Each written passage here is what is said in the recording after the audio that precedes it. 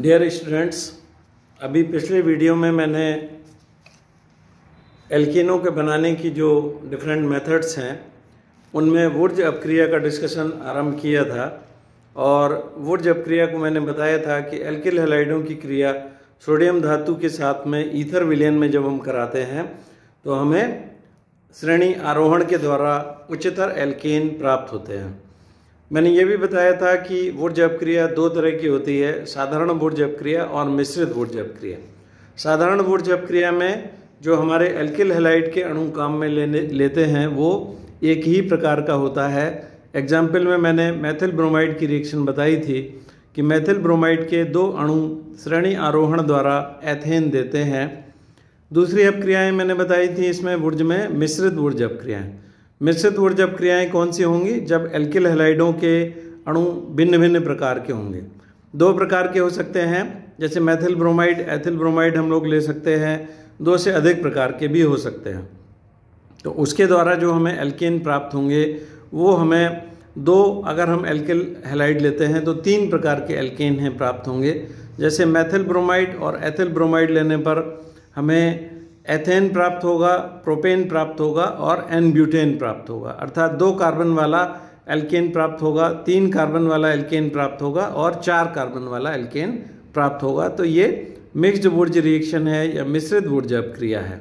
अपक्रिया को हम देख सकते हैं इस प्रकार से होगी कि मेथिल ब्रोमाइड है के 2 अणु हैं, वो क्रिया करेंगे परस्पर और इस प्रकार से हमें एथेन प्राप्त होगा। जैसे कि हमने ऊपर देखा था मेथिल ब्रोमाइड की रिएक्शन में, तो उस प्रकार से हमारे लिए है वो एथेन प्राप्त हो जाएगा। यहाँ पर है 2 मेथिल ब्रोमाइड के मेथिल पार्ट है वो जुड़ेंगे और हमें एथेन प्राप्त हो जाएगा।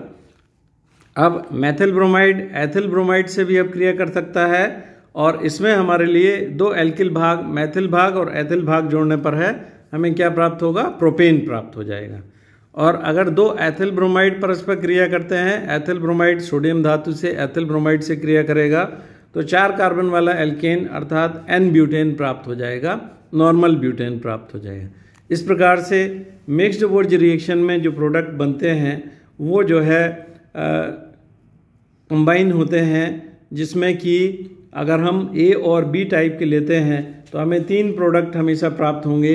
ए टाइप का एक एल्केन, ए बी टाइप का एक एल्केन और बी टाइप का एक एल्केन। इस प्रकार से 2 जो है एल्किल हैलाइड लेने पर हमारे लिए अगर एक एल्किल हैलाइड के हाइड्रोकार्बन पार्ट को हमने ए से शो किया हुआ है, दूसरे एल्किल हैलाइड के एल्किल पार्ट को या हाइड्रोकार्बन पार्ट को बी से शो किया हुआ है, तो इस प्रकार से 3 एल्केन हमें प्राप्त हो जाएंगे, ए बी और बी है। तो ये हमारे लिए ध्यान में देना है। इस प्रकार 2 भिन्न प्रकार के एल्किल हैलाइड लेने पर 3 प्रकार के एल्केन उत्पाद के रूप में प्राप्त होंगे। वुर्ज अपक्रिया की निम्न 2 अपक्रियाएं हैं वो प्रस्तावित की गई हैं। इसकी जो क्रियाविधि है वुर्ज अपक्रिया की है, ये भी अक्सर पूछ ली जाती है, तो हमें ध्यान होना चाहिए। सिंपल सी क्रियाविधि है, लेकिन इसको 2 तरह से प्रस्तावित किया गया है। आयनिक क्रियाविधि, कुछ वैज्ञानिकों का मत है कि यह अपक्रिया आयनिक क्रियाविधि द्वारा संपन्न होती है, अर्थात इसमें आयंस हैं वो बनते हैं। सोडियम, जैसा कि हम जानते हैं कि एक इलेक्ट्रोपॉजिटिव एलिमेंट है, क्षार धातु तत्व है, जो सोडियम आसानी से इलेक्ट्रॉन त्याग करके Na पॉजिटिव आयन में परिवर्तित हो जाता है। अब ये क्या करेगा कि इसका जो यहाँ पर देखिए R पर है डेल्टा पॉजिटिव चार्ज और X पर है डेल्टा निगेटिव चार्ज, और सोडियम इस प्रकार से एक इलेक्ट्रॉन को त्याग कर Na आयन में परिवर्तित हो गया। तो Na आयन वाला जो भाग है वो R निगेटिव के साथ में है, वो Na पॉजिटिव में ये कन्वर्ट हो गया। तो ये एक भाग इसमें कन्वर्ट हो जाएगा NaX में, क्योंकि ये जो है निगेटिव पार्ट है, जो हैलोजन का निगेटिव पार्ट है वो NaX बना देगा। और इसका ये जो इलेक्ट्रॉन है वो R भाग द्वारा है वो ग्रहण किया जाएगा। इस प्रकार से ये R सोडियम एल्काइड का इसमें फॉर्मेशन हो जाएगा, एल्काइलेट का फॉर्मेशन होगा। और यहाँ पर R है वो निगेटिव में कन्वर्ट हो जाएगा प्रोडक्ट में, Na पॉजिटिव है, X निगेटिव है। तो ये इस प्रकार से हमारे लिए ये यहाँ पर है ये प्रोडक्ट प्राप्त होंगे। और ये R नेगेटिव Na पॉजिटिव, फिर RX भाग। अब देखिए RX भाग में क्या हो रहा है, मैंने बताया था कि R डेल्टा पॉजिटिव है और X डेल्टा नेगेटिव है। तो यहाँ पर एक में RNA में R नेगेटिव भाग है और RX में R पॉजिटिव भाग है। तो ये दोनों भाग कंबाइन हो जाएंगे, अर्थात एक एल्किल भाग के कार्बन परमाणु पर नेगेटिव चार्ज है, दूसरे एल्किल भाग के कार्बन परमाणु पर पॉजिटिव चार्ज। तो ये कंबाइन होकर के RR अर्थात उच्चतर एल्केन दे देंगे।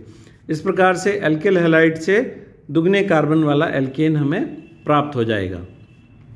तो ये इस प्रकार की आयनिक क्रियाविधि है। आयनिक क्रियाविधि में ये प्रपोज किया गया है कि सोडियम धातु है वो अपने आयन में परिवर्तित होती है और जो रिलीज होने वाला जो इलेक्ट्रॉन है, जो मुक्त इलेक्ट्रॉन है, वो जो है R भाग के साथ में क्रिया करके उसको R नेगेटिव में कन्वर्ट करता है।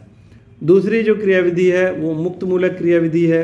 इस क्रियाविधि में ये प्रपोज किया गया है कि एल्काइल भाग है वो नेगेटिव चार्ज के साथ में नहीं होता है, बल्कि मुक्त मूलक के रूप में उपस्थित होता है। तो हम यहाँ पर देखें RX है, सोडियम धातु से अपक्रिया किया तो R फ्री रेडिकल हमें प्राप्त हुआ और NaX है। ये जो दो R फ्री रेडिकल हैं ये परस्पर क्रिया के द्वारा RR बनाते हैं, अर्थात उच्चतर एल्केन बनाते हैं। तुम लोग जानते हैं मुक्त मूलकों में एक असंयुग्मित असहभाजित इलेक्ट्रॉन होता है जो अनपेयर्ड इलेक्ट्रॉन है। तो वो अनपेयर्ड इलेक्ट्रॉन है, दोनों के पास में एक एक अनपेयर्ड इलेक्ट्रॉन है, तो वो परस्पर पेयरिंग कर लेंगे और ये दो मुक्त मूलक मिलकर के एक उच्चतर एल्केन का फॉर्मेशन हो जाएगा। तो ये दोनों तरह की क्रियाविधियां हैं। तो अगर वुर्ज अपक्रिया की क्रियाविधि पूछी जाती है तो ये दोनों क्रियाविधि, स्पेसिफिकली अगर पूछा जाए कि वुर्ज अपक्रिया की मुक्त मूलक क्रियाविधि की विवेचना करो तो उसमें तो केवल फ्री रेडिकल वाली यही मैकेनिज्म बतानी है। और अगर ये पूछा जाए कि जो वुर्ज अपक्रिया है उसकी संभावित क्रियाविधियां बताइए, तो दोनों क्रियाविधियां बतानी पड़ेंगी, आयनिक क्रियाविधि भी बतानी पड़ेगी और मुक्त मूलक क्रियाविधि भी बतानी पड़ेंगी। ये अपक्रियाएं सभी हैं वो ड्राई ईथर की उपस्थिति में संपन्न होती हैं। यहाँ पर ये मैथिल ब्रोमाइड के उदाहरण के साथ में दिखाया गया है कि मैथिल फ्री रेडिकल बनेगा और दो मैथिल फ्री रेडिकल मिलकर के एथेन बना देते हैं। तो ये इस प्रकार से है। फिर ये अधिक इसका जो अध्ययन किया गया तो ये देखा गया कि वाष्प अवस्था में ये अपक्रिया है मुक्त मूलक क्रियाविधि से संपन्न होती है। दो या अधिक कार्बन वाले एल्किल हैलाइड में विषमीकरण इसमें है। अगर हम वाष्प अपक्रिया में करते हैं तो ये जो है वरीयता से मुक्त मूलक क्रियाविधि वेपर फेज में, क्योंकि वेपर फेज में जो फ्री रेडिकल्स का बनना है वो अधिक आसान होता है। तो ये जो है वेपर फेज में अगर अपक्रिया संपन्न होती है तो मुक्त मूलक क्रियाविधि द्वारा होती है। दो या अधिक कार्बन वाले एल्किल हैलाइडों को अगर हम लेते हैं तो वो विषमीकरण द्वारा एल्केन व एल्कीन इसमें प्राप्त होते हैं। दो से अधिक अगर हम एल्किल हैलाइड लेते हैं, दो से अधिक कार्बन वाला, तो इसमें जो है एक और प्रक्रिया संपन्न होती है। जैसे हमने अगर एथिल ब्रोमाइड का सोडियम धातु के साथ में ईथर की उपस्थिति में अपक्रिया करा रहे हैं, तो इसमें अगर हम फ्री रेडिकल मैकेनिज्म से इसको एज्यूम करते हैं तो हमें एथिल मुक्त मूलक प्राप्त होगा। और दो एथिल मुक्त मूलक की जो संरचना है वो इस प्रकार से होगी, CH3 CH2, ये इस प्रकार से है। और इसमें एथिल मुक्त मूलक में दो एथिल मुक्त मूलक हैं, ये यहाँ पर दिखाए गए हैं। अगर दो एथिल मुक्त मूलक के ये फ्री रेडिकल वाले जो कार्बन हैं वो सिरे का अगर कंबाइन हो जाए, जैसे ये इसके साथ कंबाइन हो जाए, तो ये हमें N ब्यूटेन प्राप्त हो जाएगा। Normal butane straight chain 4 carbon का जो डेरिवेटिव N ब्यूटेन हमें प्राप्त हो जाएगा। और अगर इसमें डिस्प्रोपोर्शनेशन होगा तो दोनों तरह से होगा, अर्थात हमें इसमें 3 उत्पाद प्राप्त होंगे, N ब्यूटेन प्राप्त होगा, एथेन प्राप्त होगा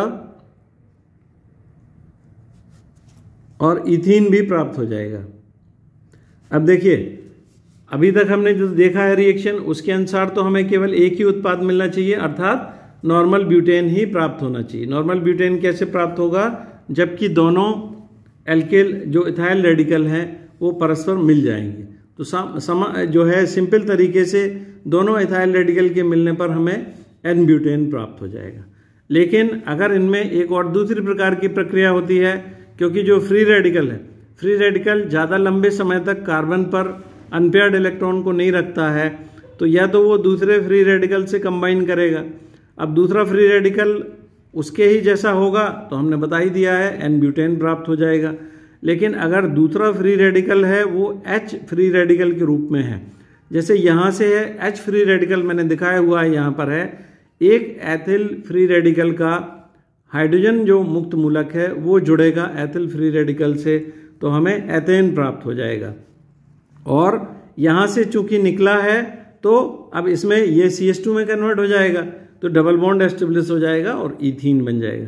तो इस प्रकार से एक एथेन का अणु और एक ईथीन का अणु, ये जो प्रक्रिया है इसमें देखिए समान प्रकार के मुक्त मूलक हैं लेकिन उनका व्यवहार भिन्न भिन्न है। एक हाइड्रोजन फ्री रेडिकल को ग्रहण कर रहा है या रिसीव कर रहा है और दूसरा हाइड्रोजन फ्री रेडिकल को त्याग रहा है। तो ये जो प्रक्रिया है ये विषमीकरण अपक्रिया कहलाती है, जिसको इंग्लिश में डिस्प्रपोर्शनेशन भी कहते हैं।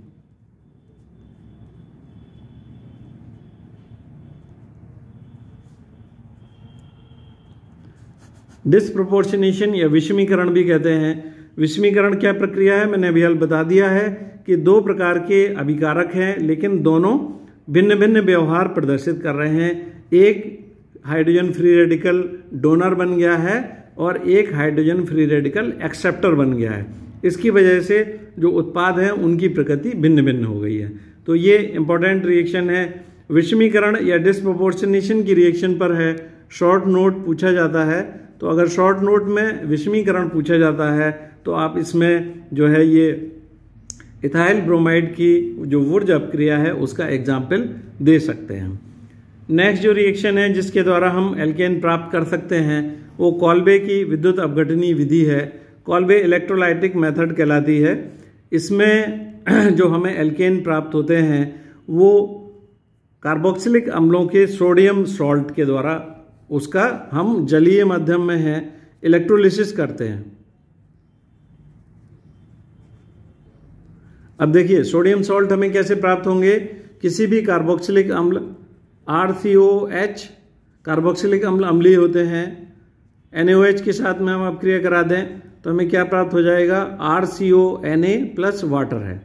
तो ये अम्ल है, क्षार है, हमें ये इसका सॉल्ट प्राप्त हो गया और वाटर निकल गया। तो ये उदासीनीकरण की अपक्रिया है। अम्ल और क्षार मिलकर के यहाँ पर इसका सॉल्ट या लवण दे रहे हैं और जल निष्कासित हो रहा है। अब जो इसके सोडियम सॉल्ट हैं जैसे RCONa है, इसको हम जलीय विलयन में इसका इलेक्ट्रोलिसिस करेंगे या विद्युत अपघटन करेंगे तो अब ये आसानी से पहले तो अपने आयन में परिवर्तित हो जाएंगे, कार्बोक्सिलेट ऋण आयन और Na पॉजिटिव आयन प्राप्त होगा। और अब देखिए जो कार्बोक्सिलेट ऋण आयन है वो धनाग्र पर जाकर के अपना इलेक्ट्रॉन है वो लूज करेगा, तो किस में कन्वर्ट हो जाएगा, RCOO फ्री रेडिकल अर्थात कार्बोक्सिलेट मुक्त मूलक। ये तो कार्बोक्सिलेट एनाइन हो गया, कार्बोक्सिलेट एनाइन या कार्बोक्सिलेट ऋणाइन, और ये कार्बोक्सिलेट फ्री रेडिकल।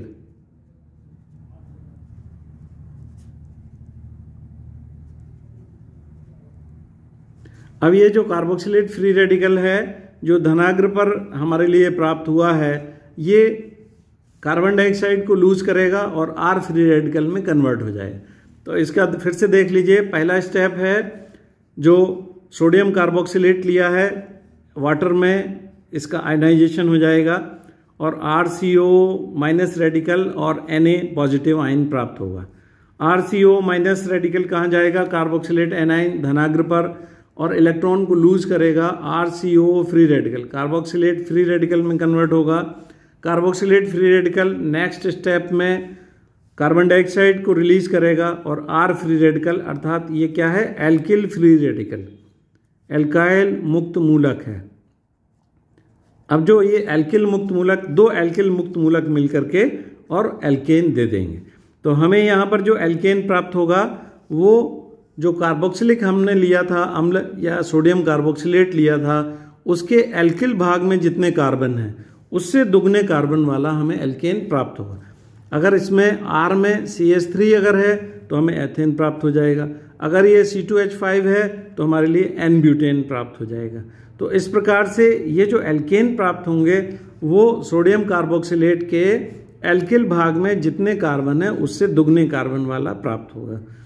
अब देखिए नेक्स्ट क्या होगा, जो सोडियम धनायन प्राप्त हुआ है वो ऋणाग्र पर इलेक्ट्रॉन को ग्रहण करेगा, सोडियम धातु में कन्वर्ट होगा। सोडियम धातु, अब चूंकि ये जो इलेक्ट्रोड हैं धनाग्र और ऋणाग्र हैं तो ये जलीय विलयन में है, तो सोडियम जल से तुरंत क्रिया करके NaOH बना देगा, अर्थात विलयन है वो क्षारीय होना शुरू हो जाएगा और वहाँ पर हाइड्रोजन गैस है वो मुक्त हो जाएगी। तो हमारे लिए ऋणाग्र पर क्या प्राप्त होगा, हाइड्रोजन गैस प्राप्त होगी, विलयन क्षारीय होता चला जाएगा। धनाग्र पर हमें क्या क्या प्राप्त होगा, एल्केन एवं कार्बन डाइऑक्साइड, ऋणाग्र पर हाइड्रोजन गैस प्राप्त हो जाएगी। तो इस प्रकार से जो कॉल्बे का विद्युत अपघटनीय विधि है ये भी बहुत इंपॉर्टेंट मेथड है, इसकी भी मैकेनिज्म है या क्रियाविधि है वो पूछी जाती है। और इसमें जो है हमने देखा है कि हमें जो एल्केन प्राप्त होगा वो सोडियम कार्बोक्सिलेट जो हमने लिया है या मूल कार्बोक्सिलिक अम्ल है उसके एल्किल भाग से दुगने कार्बन वाला एल्केन इस अपक्रिया में हमें प्राप्त होता है।